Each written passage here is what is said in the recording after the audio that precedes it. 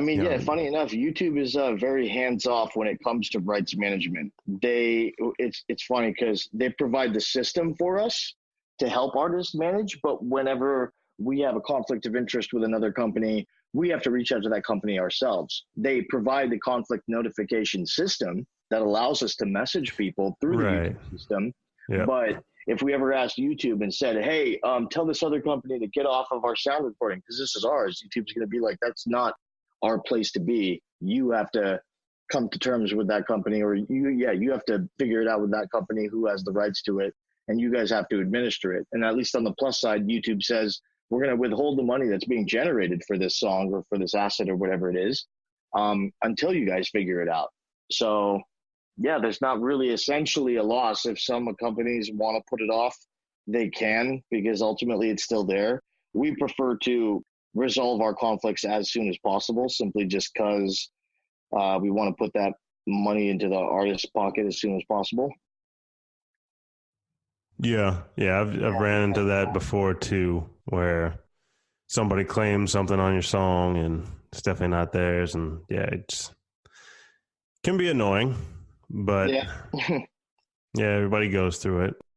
Okay, so the one question we have to ask everybody as we wrap up: what is the one biggest thing you wish you knew when you first got started on your journey to working full-time in the music business?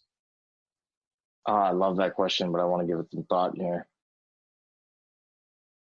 I wish I knew about Musical.ly and TikTok, because those platforms really are like the most interesting platforms for discovering new talent and new music. I mean, so many like traditional A&Rs today are just using these A&R tools, these analytic tools all over the place. There's a plethora of them.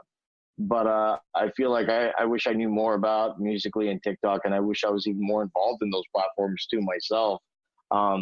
Just because I feel like you really can find like a diamond in the rough from those types of platforms. And so you're just talking about like the way, because Discovering talent. Yeah, I don't even use TikTok yet. I just keep hearing about it, and it seems like it's catching on. But to me, it kind of sounds like Vine. So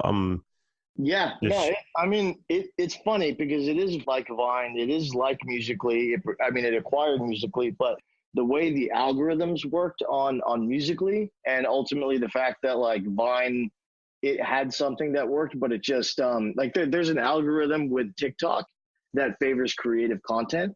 And so even if you aren't necessarily like if you aren't like a super popular person on TikTok, if you make one good piece of creative content, that'll literally get like viewed by millions of people. You don't even have to have a following. So it's super interesting how content on that platform works in regards to getting popularity. It's not driven by numbers, it's driven by creativity. That's why I love it so much. Okay, so it sounds like it was an improvement on the algorithm from Vine.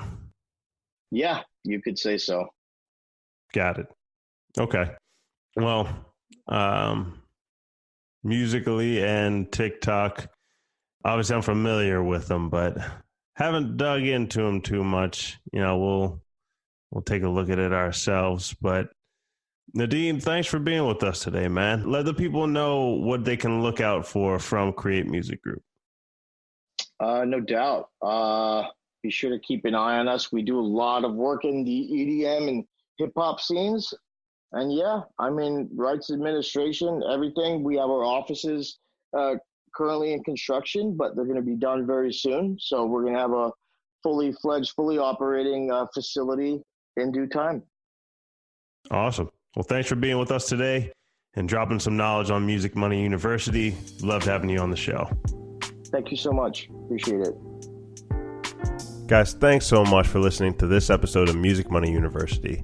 If you know of any other artists, musicians, or entrepreneurs who are trying to figure out their music career or business, share this podcast with them and click the subscribe button wherever you're listening so you'll know when more episodes are out. Support for Music Money University and the following message comes from Amari Music Promotion.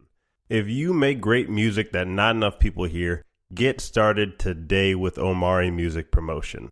We have genuine Spotify, YouTube, and SoundCloud promotion packages. There are tens of thousands of songs released every day. And if you want to stand a chance to be properly heard among all that competition, you need the right promotion behind your music. We've promoted for thousands of big and small artists and can help your music out too. Just visit omarimc.com or click the link in our show notes to get started today. That's OMARIMC.com.